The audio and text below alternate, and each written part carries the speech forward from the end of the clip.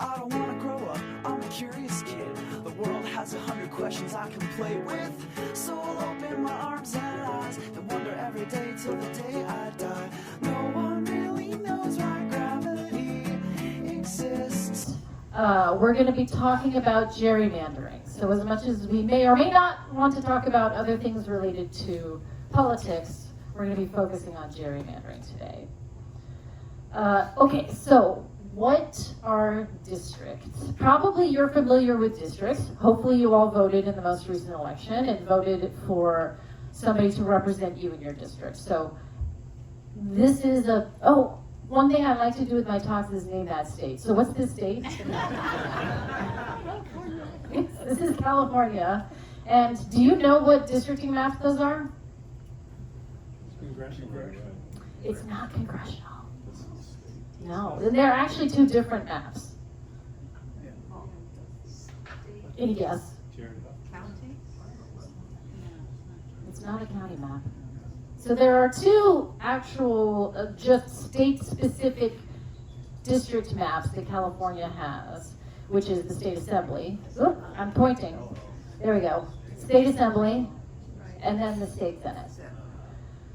So everybody living in the same colored region votes for one person to represent them in, if you're living in that blue region, for the state assembly and then the state senate. So this is called a single member district. So it's one region, everyone in that region votes for one person to represent that region in the larger legislative body. So that's why it's called single member. Anybody have a guess as to what map that one is? Like which districting map? Yeah, that's the House of Representatives for the U.S. House. Okay, so this is California again, of course.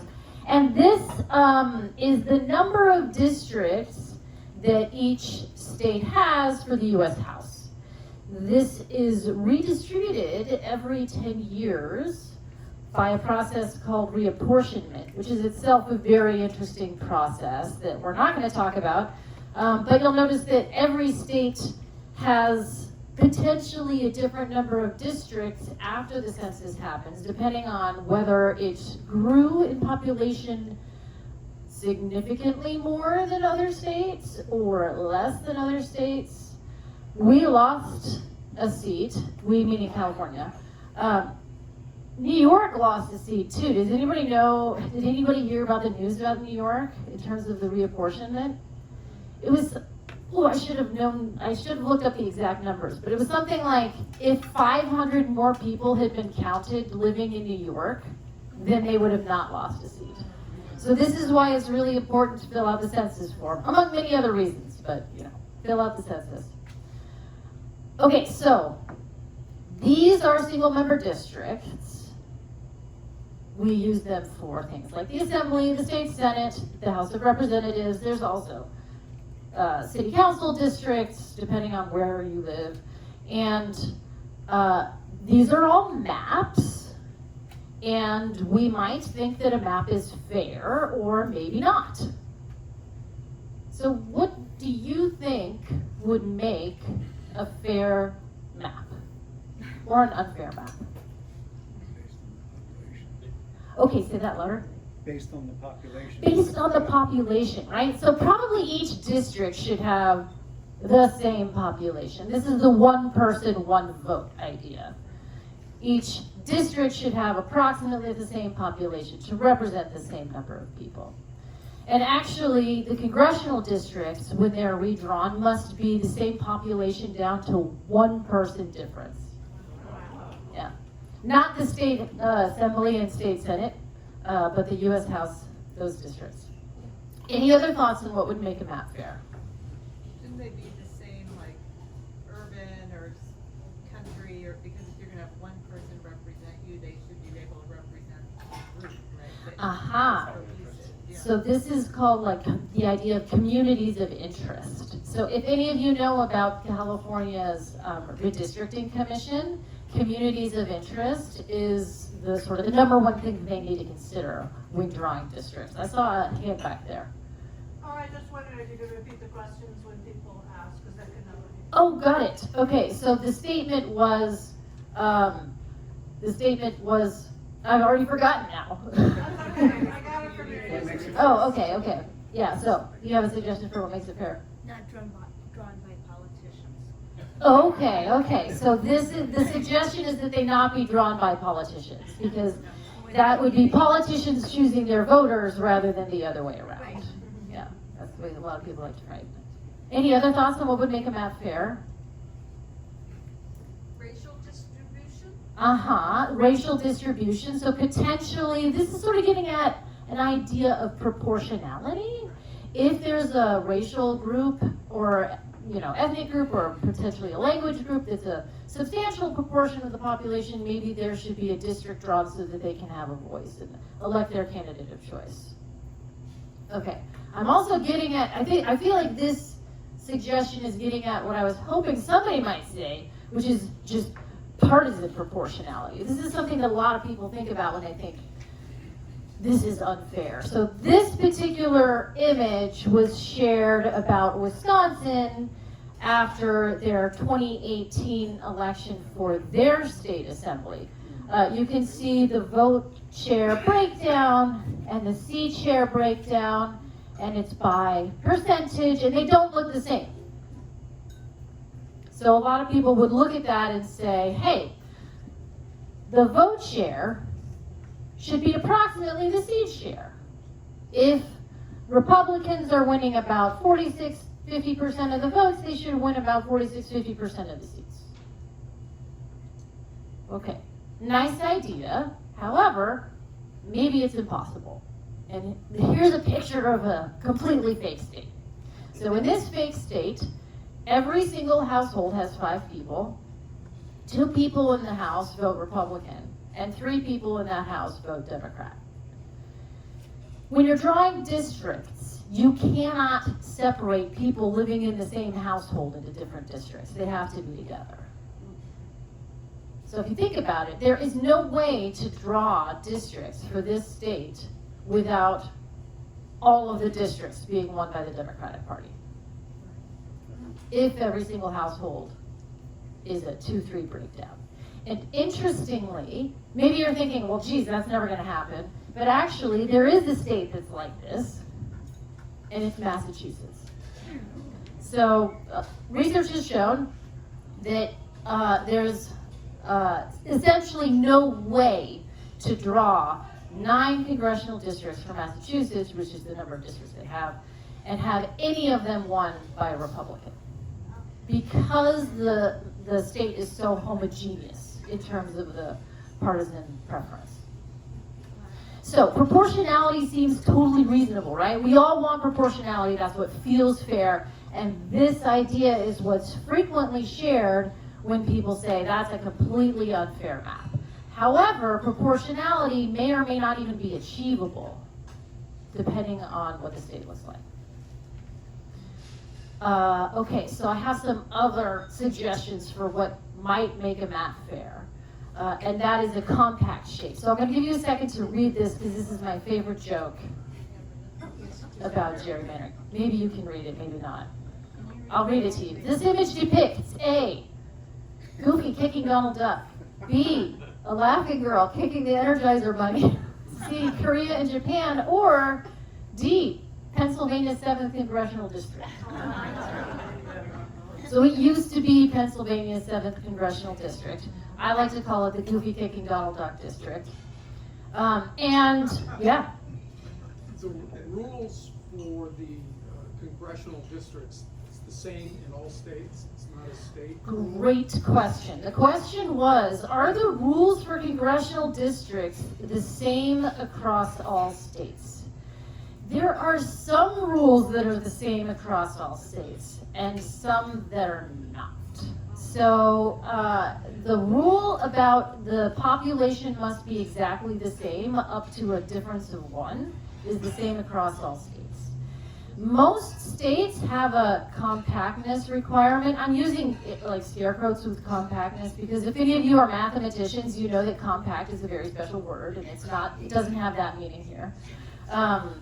But compact in terms of districts just means it doesn't look like that. It doesn't look crazy, like nobody would draw that unless they had some particular purpose in mind. So sorry, the question was whether every state had the same rules. Some are the same, some are different. Some states have commissions that require that they prioritize communities of interest. Some have commissions that require they prioritize competitiveness. So there are, every state mostly has its own rules, but there are some that are in common. Yeah. Question on the communities of interest idea.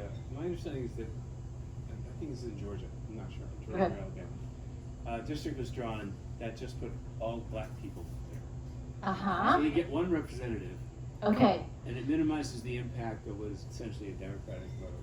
Okay, so if you didn't hear the question, it was about this idea of a community of interest, which could potentially be a black population that wants a district where they can elect their candidate of choice, but potentially, maybe the map is drawn such that, in fact, the black population is packed into a single district, so that they don't have any voice in the other districts. Is that, am I summarizing what you were suggesting? It would not be compact necessarily, it might look like And it that. might not be compact. Right. In fact, if any of you have heard of the earmuffs district in Illinois, that is, you can imagine what it looks like. And that district is similar in that it combines two Spanish-speaking communities. I believe it's don't quote me, I think it's a Mexican community and a Puerto Rican community. And it connects them with an earmuff shape. And so this is getting at another congressional requirement that all states have, which is so there's a Supreme Court case from the 80s called the Thornburg v. Jingles case. And if a region satisfies the three Jingles criteria, then that community needs what's called a majority-minority district. And those criteria are, okay, so if a language or racial minority group is living in a region that's they're close enough together that you can draw a compact district around them in which they're the majority. And if they tend to vote as a block for their candidate of choice, and if the majority tends to vote as a block so as to not elect the minority's candidate of choice, then you must draw a district where that group is majority. And so sometimes maps are drawn in an attempt to satisfy that legal requirement, but it might also be sort of overdoing it. And in terms of like packing people into one district so that they don't even have a voice in other districts. And so this kind of is this balancing act. Okay, so getting back to the compact shapes, there are a lot of really funny looking districts with funny names, including this one. And this is frequently, I think, what people think of when they think of gerrymandering. They think of a map with crazy shapes. Who on earth would draw that? And I claim that, while this makes for some, funny shapes and some great names for districts, it's not a great way of detecting gerrymandering. And the reason that I have this picture up on here now is that name that state. Pennsylvania. Yeah, good, okay. So this is Pennsylvania. And this used to be Pennsylvania's 7th Congressional District, okay? So this was a map that was proposed by some assembly members in Pennsylvania as a correction when the map that had that district in it was thrown out. However, using some of the techniques that we're going to talk about later, you can see that this map actually acts in almost as partisan a manner. Even though the shapes here are all pretty good, there's no goofy kicking Donald Duck district there, the shapes are reasonably compact.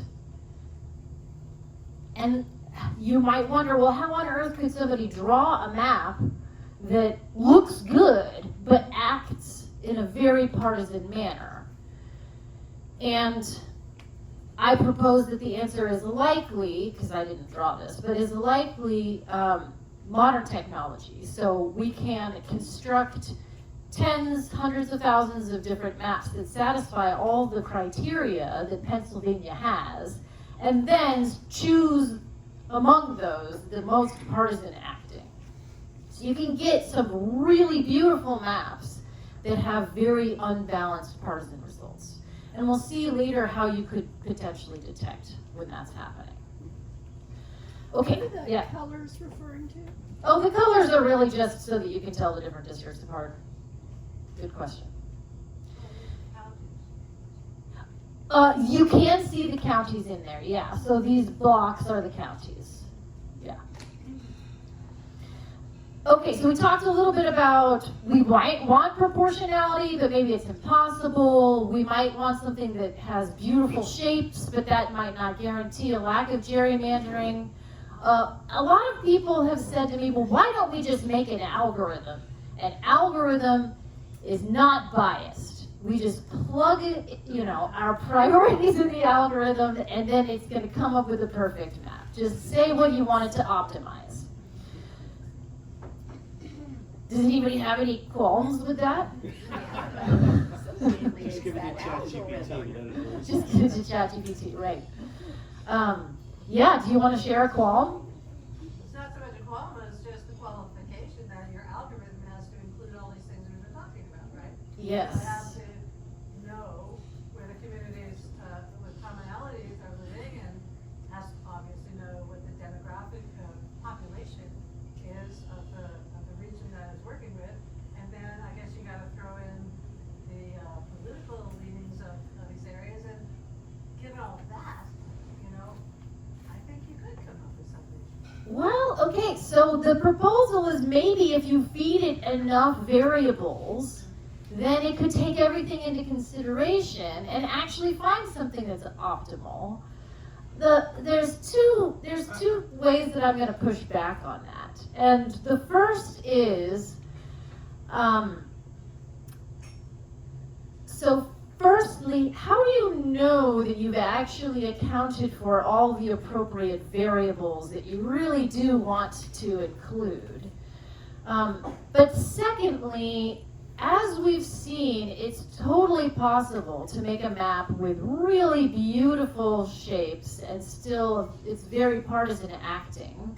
In fact, the space of all possible redistricting maps is so huge that you could require pretty much anything at all. I mean, this is a very broad statement, but in general, research has shown that no matter what kinds of restrictions you put on yourself, tie your hands behind your back to try and prevent gerrymandering, generally you can still find a map that satisfies all of the restrictions that you've made and still acts in a very partisan manner, because there's just so many maps out there. So I don't think that the algorithms are going to save us here. And the upshot that I really wanted to say with this discussion is, so we've talked a little bit about what makes for a fair map, what are the problems with those suggestions, and in general, I'm trying to convince you, and hopefully you believe, that trying to make fair maps is a complicated process, a complicated ideal. And so is detecting when a map is unfair. Okay, so to finish off our discussion of redistricting, who draws the districts, I've already alluded to this. In many states, it is the state legislature, so that's the politicians choosing their voters. In some states, it's advisory commissions or politician commissions, and in California, we have an independent commission. These people here are the commissioners who drew our most recent maps. You'll notice that they're not together. Maybe you can guess why. They did most of their work not together because the work was done in 2020. So in most cases, district drawing is pretty political. When are they redrawn? I've already alluded to this. It's after the census, because it's at that point in time when we have our best estimates of the population, and we want to keep the population the same in each district. And these headlines I have here to sort of remind us or point out that even the census is becoming somewhat politicized. So what's gerrymandering?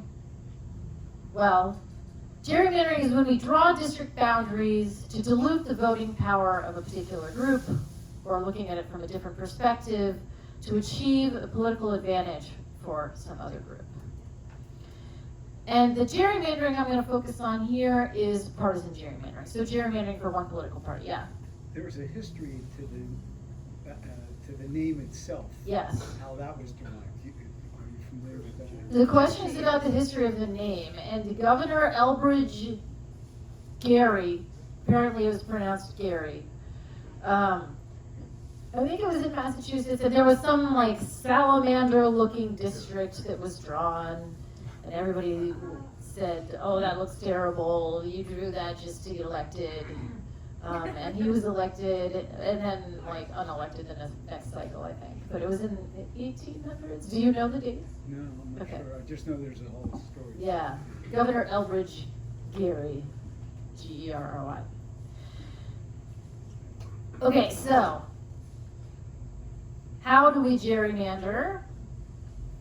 It's generally accepted that gerrymander happens with packing and cracking. So let's explain what packing and cracking are. If I'm drawing a map and I want to gerrymander my map, I'm going to pack my opponents into a very small number of districts that they win with an overwhelming majority, and then crack the remaining opponents among the many, many, many other districts so that they cannot obtain a majority in those districts. So it's usually understood to be a combination of packing my opponents into some small number of districts and then cracking them among the many other districts that my party will then win. So here's a state, and here are two different districting maps of that state. In the left, the red party is completely cracked. The red party is not winning a single district. And in the right, the blue party is packed into those two sort of upside down U districts. The blue party is packed into those and then cracked among the other three. Packing and cracking to achieve political advantage. So how do we detect if this is actually happening in an unfair way? Yeah. Is it illegal? Oh, is gerrymandering illegal? Great question.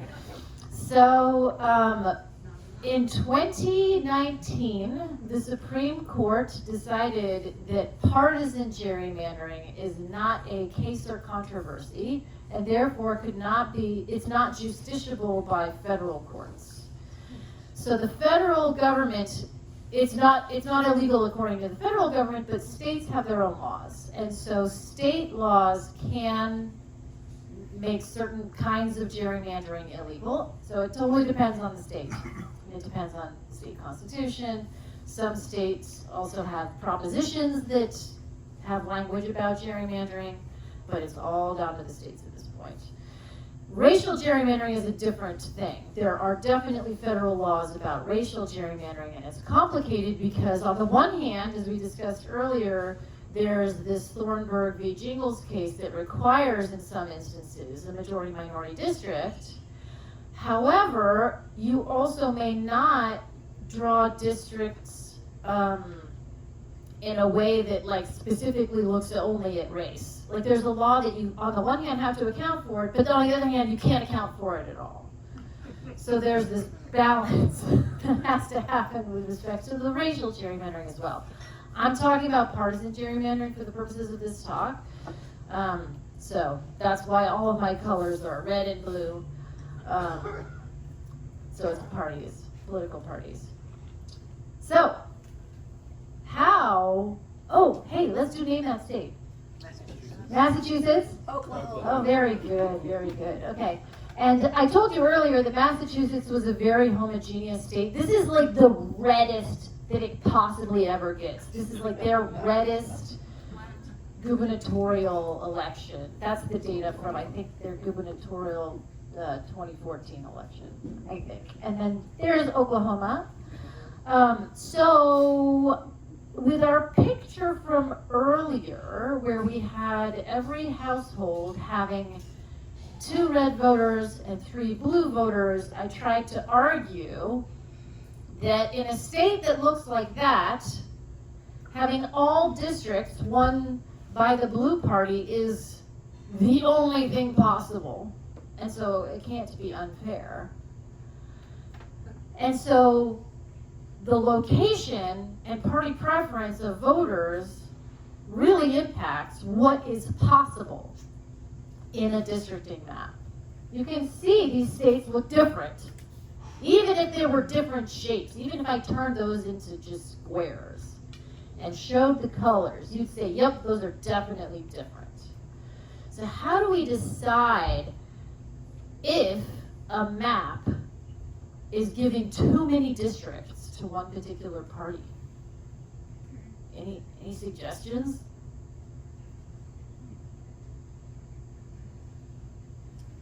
The example you gave of Wisconsin Yeah. seemed to be blatant. The In example sense with that Wisconsin there was this seemed huge blatant. diversity Yeah, of sure. votes and seats. And that seems like a good metric. Okay, so going back to Wisconsin, so it's this one that you're talking about, right? So if this were Massachusetts, though, then the vote share would be like 60% blue, and the seat share would be 100% blue. That's pretty not proportional, but that's the only thing possible. Would it be if you drew a counterexample of a map that provided a different result?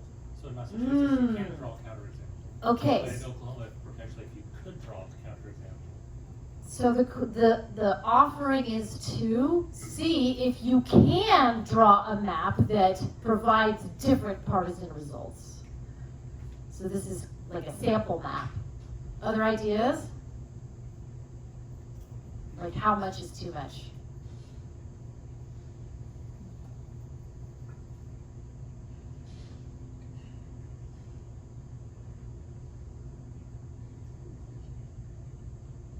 So a sample map can certainly show us what's possible.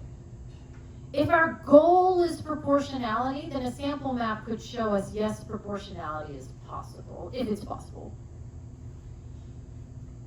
Maybe it's not possible. Do you have another suggestion? Well, just that you showed the signs of packing and cracking. Could you Yeah. look for signs of packing and cracking within a Ooh, district? looking for signs of packing and cracking, good. So actually, some of these suggestions are getting at some metrics that I'd like to talk about later. So you'll notice that my next section is called, let me show here, metrics to detect gerrymandering. So we're going to get into some metrics that definitely get into this. I'm going to propose an idea that's somewhat distinct, which is, okay, so a sample map is nice in showing us what's possible. It might not be able to show us what's impossible, if maybe proportionality is impossible. So maybe we just want to know what is possible or what's typical. And outlier analysis is a way to do this. So here's the idea. We just make a ton of potential maps. So when I say potential, we want to focus on maps that follow all the legal rules for that state. You make a ton.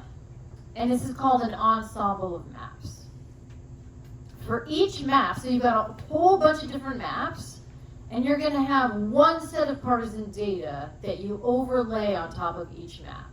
So with each map, you overlay the partisan data that says, okay, this is where people live and this is how they tend to vote. So with that map, this many districts would be won by Democrats and that many districts would be won by Republicans. And you see what's the breakdown for that map. And you do it for every single map. So using this partisan data to count how many districts are won by each party, you do that for every map, and then maybe a map is proposed, this is the map that we want to use for congressional districts, and you check to see, okay, well compared to all the other maps in the ensemble, is the proposed map typical, or is it atypical? So this is my simulation of ensemble creation. What state's that? Pennsylvania again, yeah. Pennsylvania is a good example because they had a very gerrymandered map, and so you could do a lot of tests to see if it catches the gerrymander. Okay, so we create a giant ensemble of maps, way more than this many maps, and you create a histogram. So this is a histogram, this side is the frequency, and this is the number of districts that would have been won for all the maps using a particular set of data. So this is specific election data. And out of all of the, I believe this was 20,000 maps that I created, the number of maps that had 10 districts won by Democrats was, over 7,000. And then 11 was just under 7,000. And you can see the shape of the histogram. You can see, is the proposed map an outlier? If it has something out like way over here, probably it's an outlier. If it has something out way over here, probably an outlier. If it's got something in the middle, that seems pretty typical.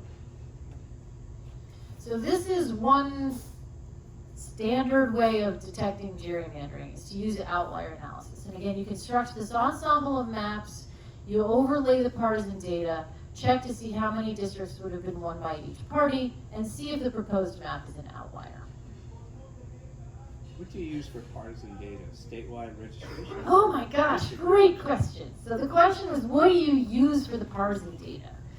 So you don't actually want to use elections for the districts. And the reason is because not everybody's voting on the same thing. So it's not really a very good representative. Because some districts have like incumbents, some don't. Some districts don't even have a challenger. And so what you want is some election that's a statewide election. So frequently we'll use gubernatorial, Senate, presidential, attorney general. Actually, I personally think that attorney general is a good one to use because most people vote party line and it's not so candidate specific. Or you can create an index. So an index would take in a bunch of different elections and maybe take in things like demographic data or party registration. Most mathematicians prefer using election data because it's a lot easier to interpret.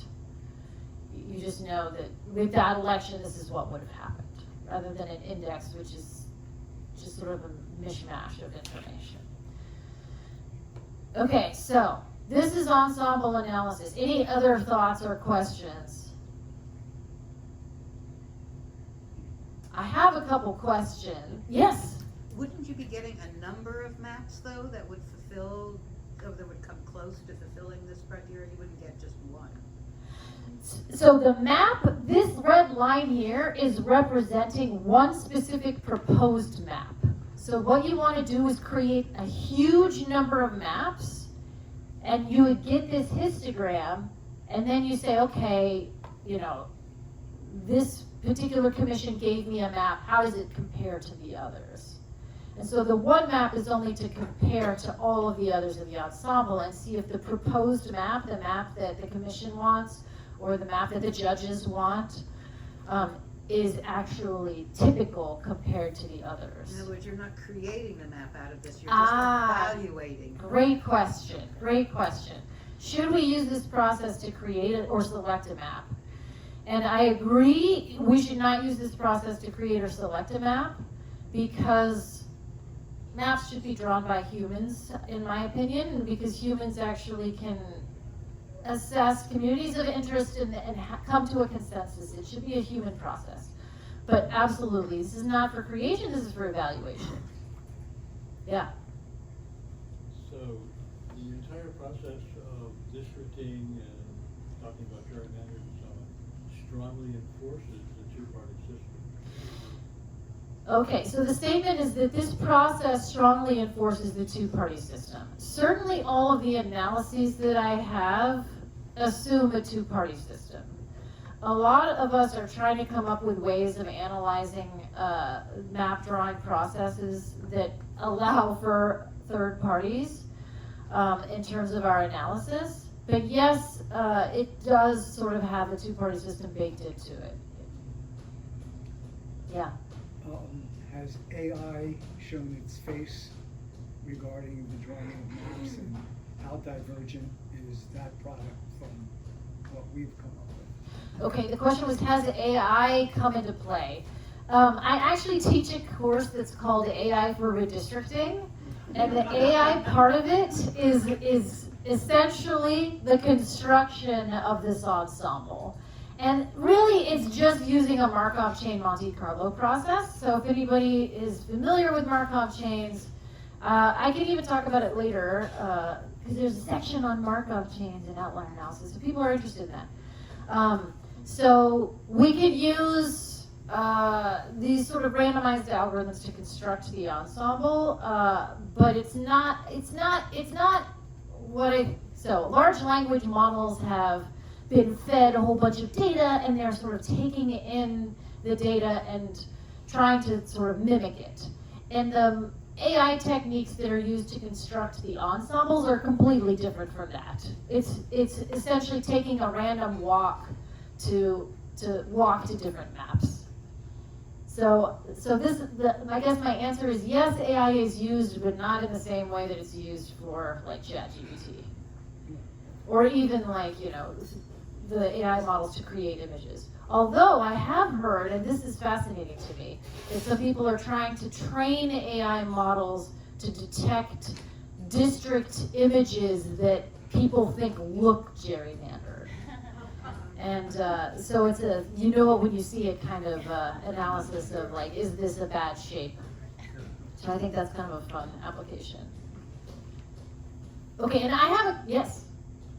I was just wondering, sort of, over time, over the years or decades of Yes. this process, how that's changed. I mean, obviously, like the use of computers has changed it, but have any sort of principles changed?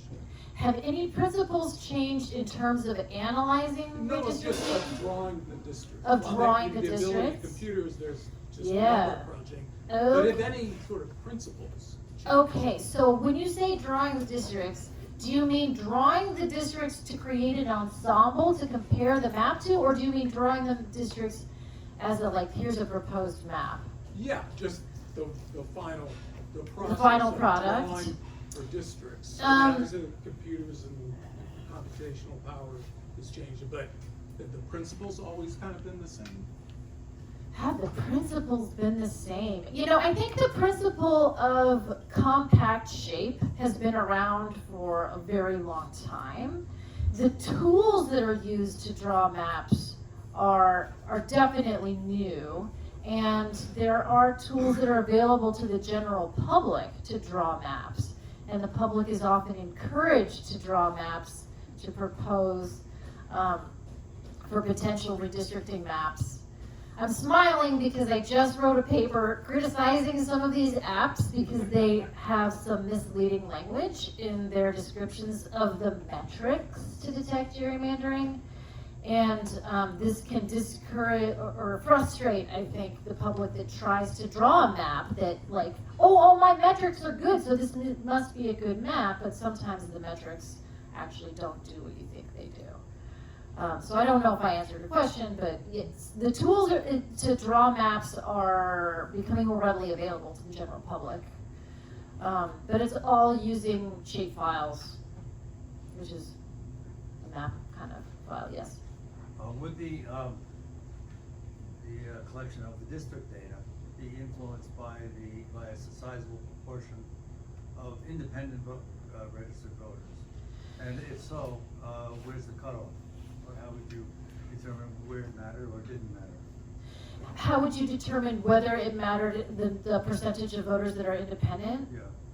Well, modeling voter action, like the way people are gonna vote, is actually becoming more accurate regardless of how people register.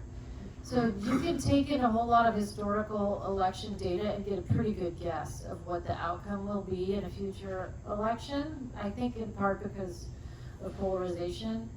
And so while there might be regions that do have a higher proportion of independent registered voters than in the past, that doesn't necessarily mean that predicting future votes is more difficult. Yeah. Does, like our states adopted ranked choice voting in some places, how does that play? How does it make that it play harder into or less this? difficult? Okay. Ranked choice voting is, so, ranked choice voting, in my opinion, kind of doesn't really do anything if you're just voting for one person, but it does a lot if you're voting for several people. So what I mean by that is, I started off by saying this is all about single member districts, but there do exist something called multi-member districts. And that is the same idea. Everybody in the same region votes for, say, 3 people to represent them to the larger legislative body. And if you use ranked choice voting in that process, it's well known and understood that this tends to produce a more proportional representation. And so I'm actually doing a research project right now with a few collaborators to study whether, if we changed, for example, congressional districts from the single member district process to multi-member districts, so that, say, Illinois had, instead of 17 single member districts, had a bunch of 4-member and 3-member districts, does that, and you used ranked choice voting so that the vote would become more proportional to the region, would this be harder to gerrymander? Is it harder to draw districts that have an extreme partisan result? And we're studying that right now. So ranked choice voting can potentially play a big role in solving the gerrymander problem, in my opinion, or at least that's my hope. Okay, so I have a couple questions on this slide that are related to this outlier analysis, which are this ensemble of maps. I said, okay, well, we create a bunch of maps. But I also said earlier that the space of maps, potential maps, is so huge that you could require any number of things and still draw very partisan maps. So how do we know this sample that we're getting is a good sample? And that's actually a hard question, and not one that's well understood yet. This one was already asked, so thanks to all of you for that good question. How do we choose appropriate partisan data? And we talked about that a little bit. Okay, so this is another kind of gerrymandering. So one kind of gerrymandering that we were just discussing was an extreme number of districts won by one party or another. But one can also draw a map that's called non-responsive. So a non-responsive map for, say, the state legislature would have, I don't know, 40 districts won by Democrats, 60 won by Republicans, and if the general populace swings towards one party or the other, that just doesn't change. So the idea is it's not responding to the swings of the voter populace. No matter how they're feeling that particular election year, the same number of districts is going to be won by each party because of the way the map is drawn. So any thoughts on how that could be detected?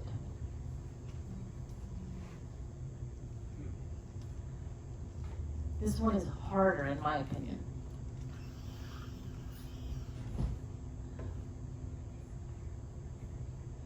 Yeah. You need to look at historical data? Look at this, great, so I think your suggestion is look at a whole bunch of different elections, see elections that potentially have different vote shares, and see if the outcomes are similar. Absolutely. So this is the idea of non-responsiveness. The district vote shares are pushed far from 50% so that as the vote swings towards one party or away from that party, it doesn't really change the number of seats won. So that's my sort of explanation of non-responsiveness. But then this question becomes, what's the baseline? So this is getting back to the picture that we had of Massachusetts and Oklahoma. We could see there are different states. It's hard to know exactly what's the baseline. So what is the baseline in terms of responsiveness of a map? And this idea of using different elections with different vote shares is an idea that is used, and we're going to see a GIF in a minute that's pretty awesome. Okay, so my suggestion, which is something that is also used in court cases. So this ensemble analysis that I mentioned earlier is used in court cases, and so is this construction. So we again construct an ensemble of maps. So before, what we did was we looked for every single map, we just overlaid the partisan data and said, how many districts does each party win? This time, we're going to overlay the partisan data and order the vote shares in the districts from least vote share for, say, the Democratic Party to greatest. And you're going to get an ordering of vote shares. And who cares what number district each of these is? We're just ordering the vote shares, okay? You do that for every map. Now, every map has a range for the smallest vote share for the Democratic Party and a range for the second smallest vote share and a range for the third smallest and fourth and fifth and sixth. And you can look at all of those ranges, and this can get you a box plot, and then you can see how does that compare to the proposed map. Okay, so this picture, I think, is going to take a little time to absorb. Let me explain what this is.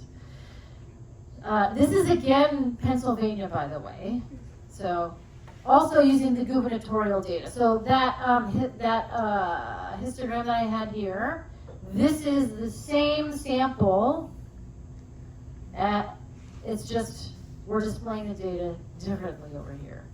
So what we're doing is, in that map, there were 18 districts, and this box plot is the range of the smallest vote share for the Democratic Party, sort of in that smallest vote share district. That was the range of possible vote shares. And in the second smallest district, this was the range, that box plot, and third smallest and fourth smallest.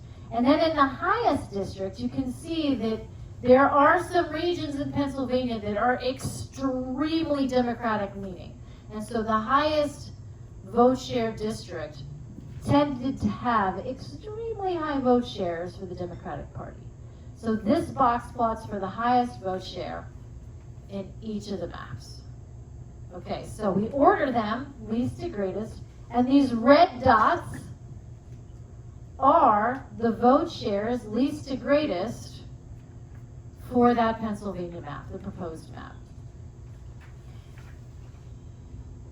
A dot is essentially an outlier if it is on the whisker part of the box plot. So take a look at this one. This one's way out on the edge of the box plot. Here's what most of the districts were for the, I guess, number 12 in terms of the ordering of the vote shares. This one is outside of the box. That's outside of the box. That's outside of the box. And you'll notice that those are pretty close to 50%. So maybe something's going on there. And you'll notice this is that gubernatorial data that I said was the sort of reddest data that ever existed in Pennsylvania. Here's another set of data. Same ensemble, just different voting data. Now you can see those districts, again, are pushed way out to the edge of the box plot, and there's our 50%. So you can see those are the districts that are pushed far away so that the Democrats can't win those districts in Pennsylvania. And this is an idea of non-responsiveness. You're pushing it far from 50%, so that even as the vote share swings, potentially those districts are not going to be won by the Democratic Party. Okay, again, this picture I think is a little bit hard to absorb, but it's related to a GIF that I'm going to show you, which is at the Duke's Quantifying Gerrymandering page. They have some really amazing work, and I want to plug it, so here I'm plugging it. So let's go to their page. And there, oh shoot, I forgot there's no internet, so let me connect to my phone.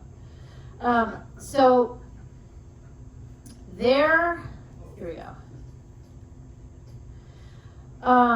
They do a lot of analysis of North Carolina, perhaps not surprisingly. And this particular GIF that I'm going to show you is looking at,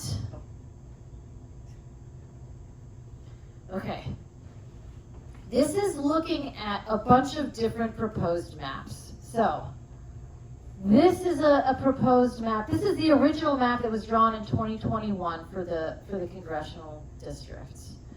This is a remedial map that was sort of proposed as a solution. And these are two other proposed maps that the Quantifying Gerrymandering group is trying to say were even worse gerrymanders than the original. And what they're going to do when I start pressing play is, this is the histogram. They created an ensemble of maps. This is the histogram of the number of districts won by the Democrats.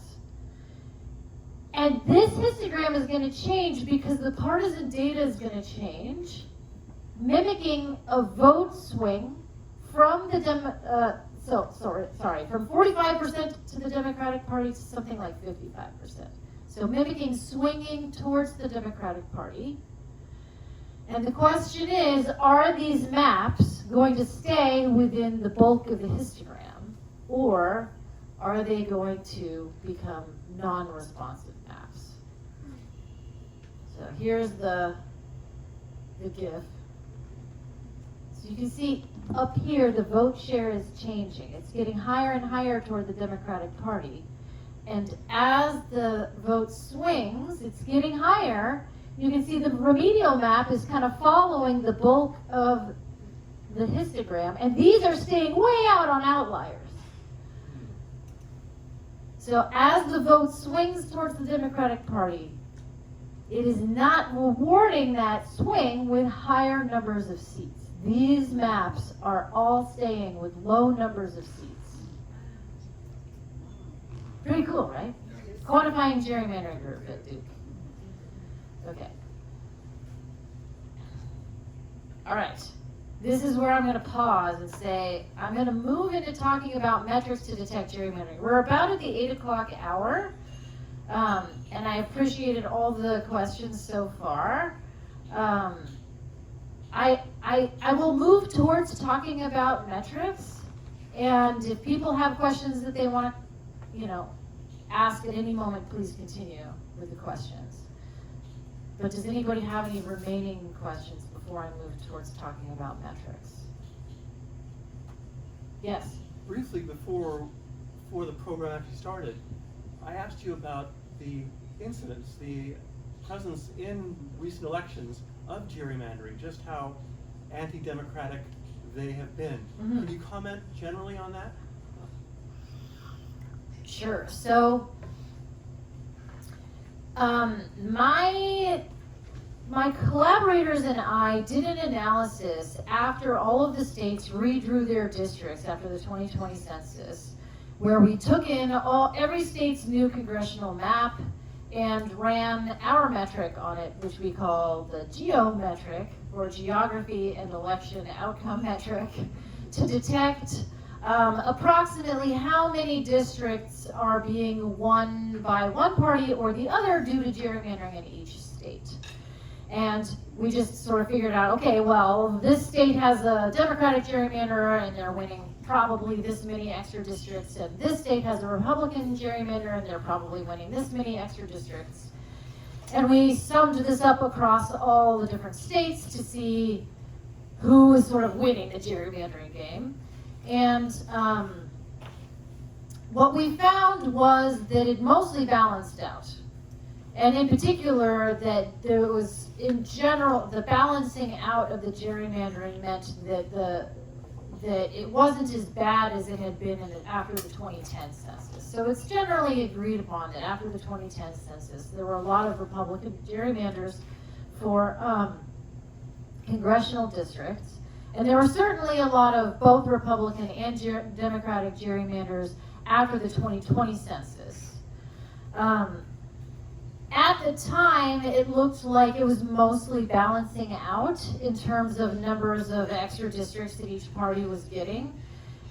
Since then, there have been some of those maps that have been tossed out, others that have not been tossed out, and so we haven't redone the analysis.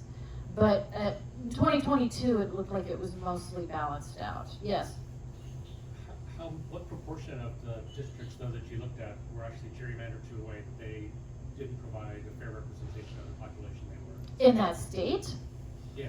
So There were, like, how many states looked like they were gerrymandered? If you had like 1,000 districts, and you said it balances out, was it 500 were gerrymandered one way and 500 gerrymandered the other way, so that nobody really got a fair election? Good question. But in average, it balances out like a bucket of hot water or something. Right, yes, okay, so, right, exactly. So you could have 2 buckets of lukewarm water, or you could have super hot and super cold, and maybe you don't really want super hot or super cold. Gee, I don't remember those numbers. I could check. I believe it was something like, so there's, what, 435 districts in the House? I think that's right. And I would guess that it was it was in the 20s or 30s that were probably gerrymandered for each party. So not ideal. And certainly there's a, argument that being in a gerrymandered district really disincentivizes people from voting because they feel like their vote doesn't matter. And so the fact that it balances out in no way means, oh, everything's fine. It simply means that there's not one party that's sort of dominating the gerrymandering game. They're definitely both playing, and it's a game that probably should just end. So I don't know if that answered your question. Other questions? Yeah. Is there a difference in the number of detected gerrymandered districts where you have an independent commission constructing the district? Does that tend to eliminate gerrymandering or not? Independent commissions definitely tend to make for more fair maps. However, so every commission is different, and some commissions have come under some serious problems. So for example, Arizona's commission was told to prioritize competitiveness. And in particular, after the 2010 census, there was a giant argument about the map that was made because it had 3 districts that were very competitive that all went to the Democratic Party in the next election. And so people really complained that the one independent person on that commission actually was a Democrat in disguise. And so independent commissions can come across their own, sort of struggles and issues. And in particular, Ohio had some really big fights with its independent commission. And essentially their commission didn't even get their map used. Yeah. I'm just not clear on what competitiveness is as a quality. Great question. The question is, what does competitiveness mean? And there's not an agreement on that either. But most people like to think of competitiveness as close to 50-50 split, so that whoever is the representative really has to fight for everyone's vote, and they are going to be a great representative of that region. The definition of competitiveness, though, I mean, a lot of researchers consider that to be a vote share split that's in the like 45-55 to 55-45 range. So something that's close to 50-50. But even that's not a necessarily well agreed upon definition. Good question. Other questions? Yeah. What are the qualifications necessary to serve on one of these Commissions? commissions? Ooh, good question. So I know a little bit about the process in California. So there's in California, you first like sort of share an intent to apply, and then they sort of check and make sure that you're a resident of California, that you are not a politician, you don't have relatives that are politicians, that sort of thing.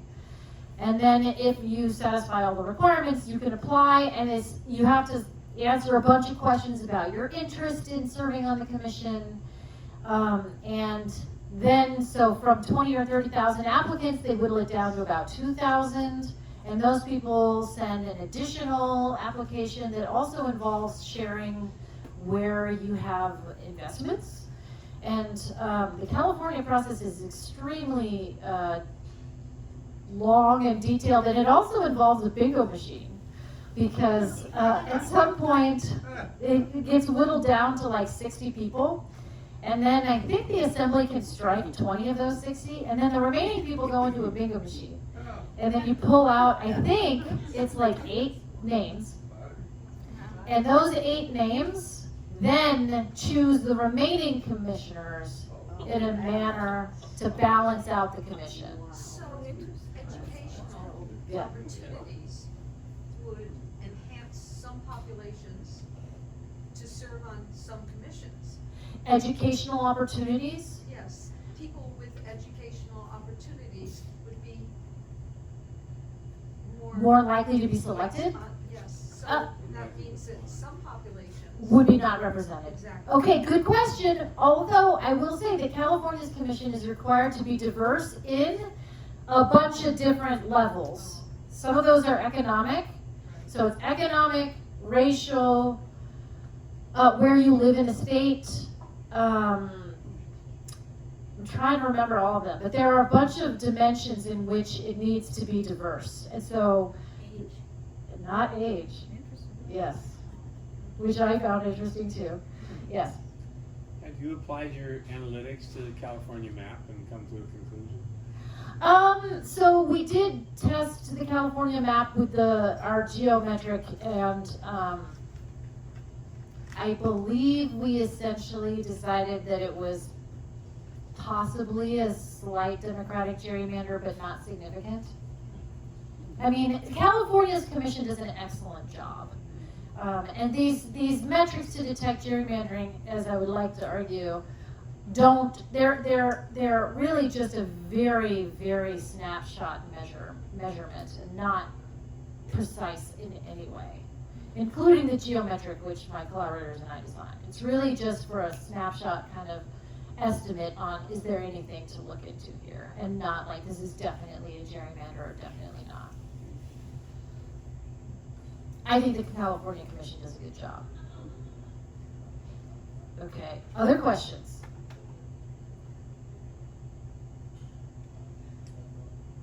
Okay, I'm gonna start talking about metrics. This is gonna get really mathy, so I hope you all like math. There are 2 metrics so there's a lot of different metrics. We don't have time to talk about all of them, but there's 2 that have been on my mind really recently. And I'll try and get to talking about those, and then we'll probably close after those 2. The first is called the mean-median difference. So if you know what the mean is, and if you know what the median is, you know what the mean-median difference is.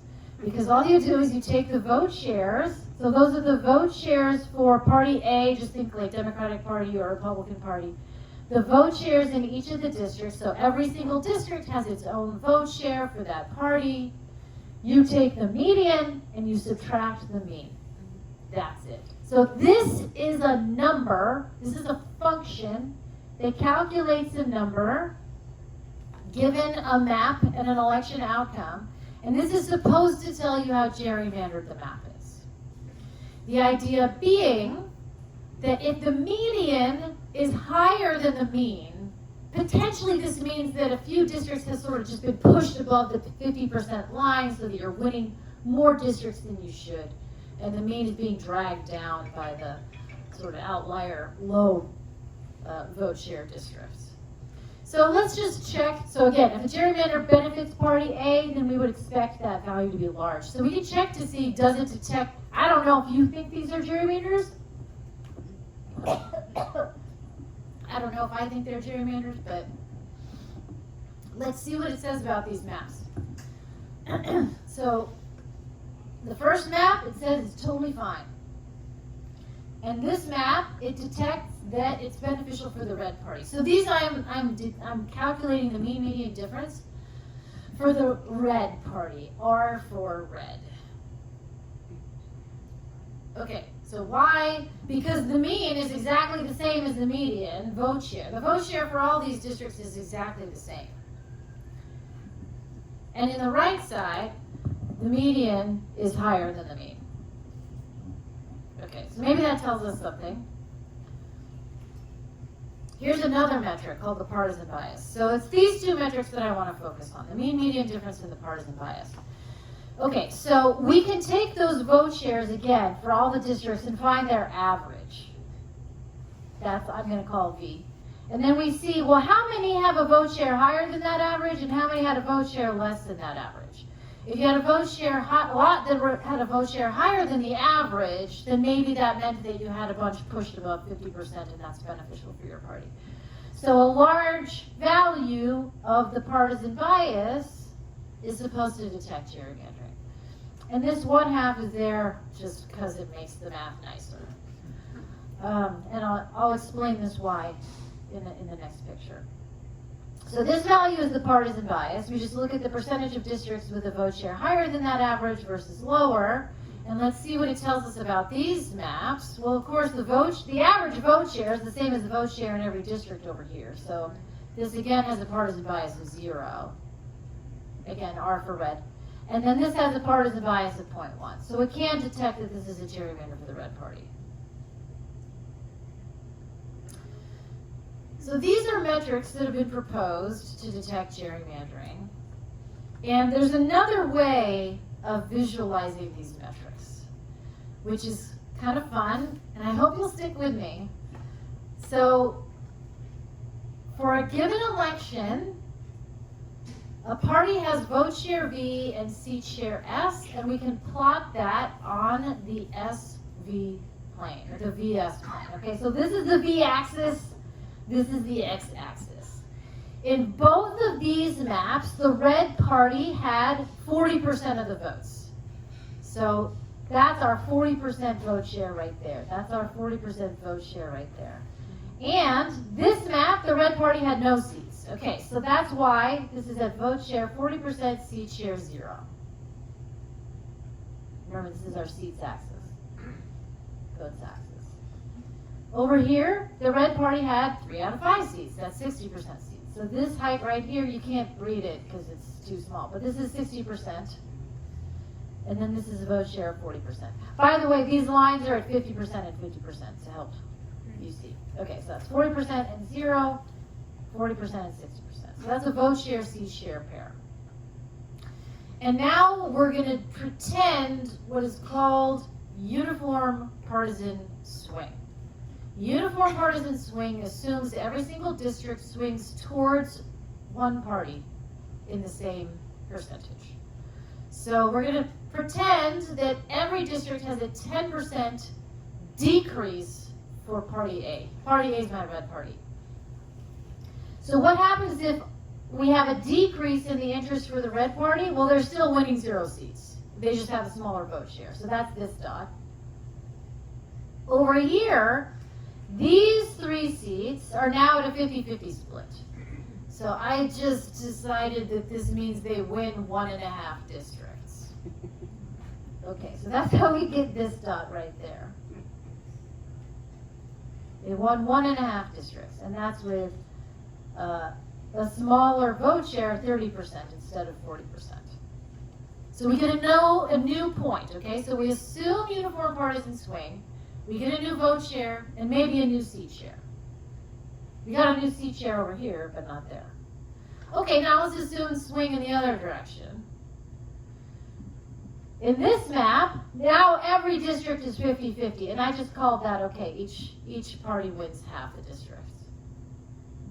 Over here, now, well, the red party's still winning those 3 districts, but the vote share in those 2 is not big enough to win them. So the vote share is higher, but the seat share is the same.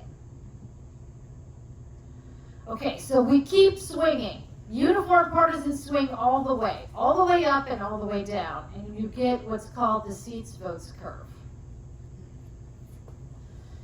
So this is a step function, and this step function is actually related to those 2 metrics that I was pointing out to you before, the partisan bias and the mean median difference. And let me explain how. Oh, here's a bunch of seats votes curves. So this is Washington, which was considered to be a Democratic gerrymander. You'll notice that this is sort of pushed below those 2 lines. This is Pennsylvania, considered to be Republican gerrymander. This is pushed above. North Carolina, considered to be a Republican gerrymander. Wisconsin, considered to be a Republican gerrymander. So you can see that those curves are not symmetric. And there are 2 measures of asymmetry that actually result in those other metrics, the mean median difference and the partisan bias. And that is how far it is from that singular point on all those, that 50-50 dot right in the middle of those 2 lines. You can measure how far is the curve from that point. So the 50-50 is special because if you have 50% votes, 50% seats, the 2 parties are treated exactly the same.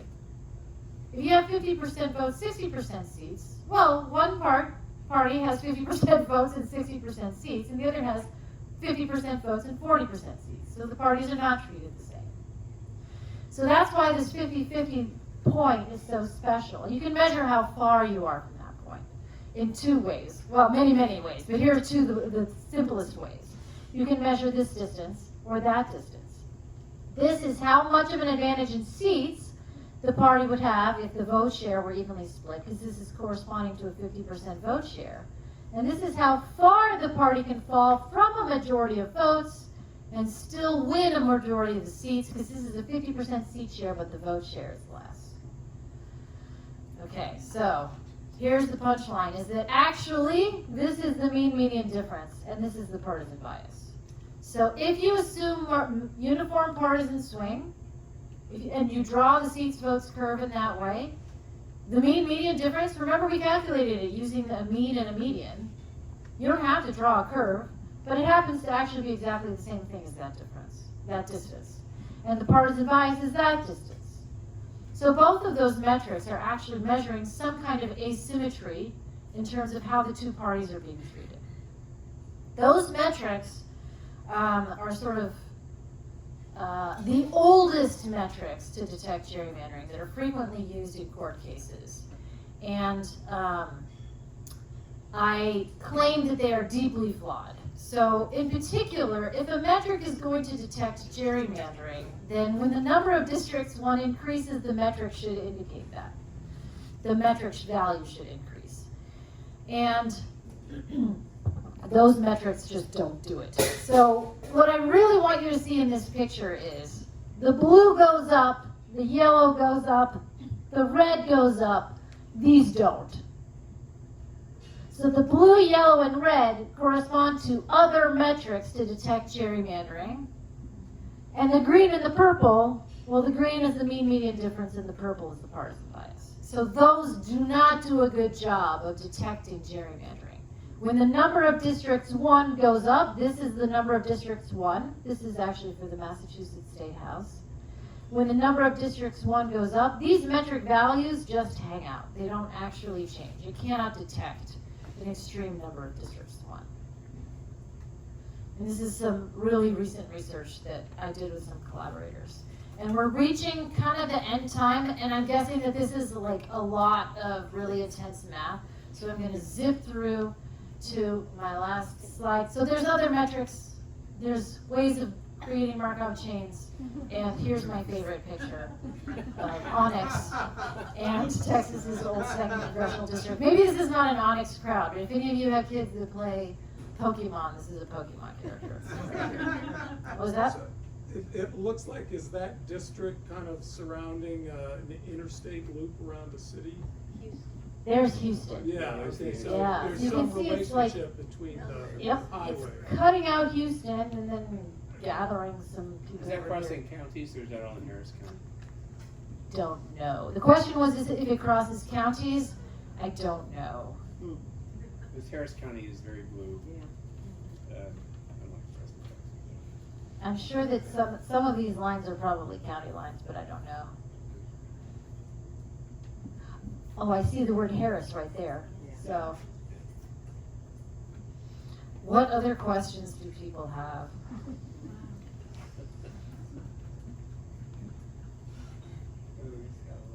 There's one, there, gentleman. Question? Yes. Since, I guess about maybe President Nixon's time, the two major parties have actually swapped their areas of economic dominance, their economic philosophy, and their positions on various social issues and so on. So evidently the census is kind of taking a snapshot every 10 years of this process.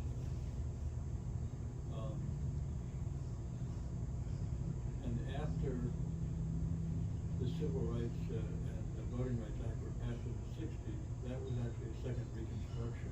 Yeah. And it caused the core Confederate states, I'll put it that way, to swap their major parties almost overnight. I'm trying to understand how the redistricting process actually catches up with it. Each state can, from the same census data, it doesn't matter that they're 10 years apart, but they can have as many redistricting or processes as they want during that period of time. So technically a state is not supposed to redistrict outside of the census cycle. Every state must redistrict after the census. Okay, so the question was sort of about historical changes in terms of the parties and their economic policies and how this has changed over time and how has the redistricting process changed over time. So the states are not supposed to redistrict outside of the census cycle. Every state must redistrict after the census, and that's supposed to be it for the 10-year period. North Carolina just likes to redistrict constantly, and so they're constantly making new districts, even though they're not supposed to. But actually, so North Carolina is a good example of something else that your comment made me think of, which is that this idea of creating majority-minority districts and how certain regions need districts so that a racial, ethnic, or language minority group can have a voice. That sort of balance of how much is too much, are you actually packing people into a district, so thereby diluting their votes or their influence in other districts, is really, so that balance of how much is too much is really dependent on the state. And every state has its own sort of flavor. And a lot of North Carolinians are arguing that there is a lot more opportunity for minority influence in districts in North Carolina based on the way people vote, and therefore perhaps the percentage of black voters in the majority-minority districts doesn't need to be over 50%. It can be under and still have a significant minority influence and elect a candidate of choice. And other states might not have that same kind of impact. The other states might genuinely need a majority minority group in order for that group to elect a candidate of choice, just based on voting patterns in that region. So it's all this complicated balance, and the sort of intertwining of racial and partisan influence is, it's definitely changing, and it's also something that different political parties have tried to take advantage of at different times in terms of the way that they've constructed these districts that are required by law, in terms of sort of trying to satisfy that legal requirement, but at the same time benefit their own political party. Yeah. Would it be difficult to get people to vote if they knew that they were in an unbalanced district? Okay, I am not a political scientist, but from what I have read that political scientists write, yes, having you know, a very unbalanced, unresponsive district that where you believe your own vote doesn't matter definitely impacts voter turnout. Yes. Yeah. Thank you. Mm-hmm. Yes. So, first of all, I really appreciate you explaining the dynamics of creating districts, because it's very helpful to me. But as takeaways, I'm interested in your response. You know, you drew a distinction between politicians choosing voters and voters. Yeah. It seems to me maps choose politicians, and then drilling down, it's who makes the maps. Yes. And according to what criteria. Because I was very interested in your comment around independent commissions, and yet there are political. There are different kinds of commissions, Yeah. and different commissions have different directives. Yeah. And so, and then the question is, you know, and if you have maps, if districts only being run every 10 years, you know, exclusive of like what Carolina does, it just doesn't seem to account for the dynamic shift in how people can change their minds or respond to certain individual politicians independent of their party. Certainly many maps that are drawn are many politicians try to draw maps that are non-responsive and that don't reflect the changes that occur over the 10 years. Actually, one thing that you said reminded me of something that is another sort of interesting tidbit that you might be interested in, which is that some states, as we mentioned, have different commissions. These commissions have different directives. And some states try to incorporate some of these different metrics in their legal requirements of how maps should be drawn. So for example, Missouri recently said that, this was maybe 5 years ago, said that the redistricting had to, so the maps that were chosen after the redistricting process had to minimize a metric called the efficiency gap and also have very competitive districts. And of course, researchers show that those are mutually exclusive, essentially. You can't have both. You can have one or the other, but not both. And so this is why it is so important for us to be educating the public and legal scholars and lawmakers on what is actually possible with these metrics. Like, what can you do and what can you not do with them? If you require a certain value for some of these metrics, does that actually buy you anything?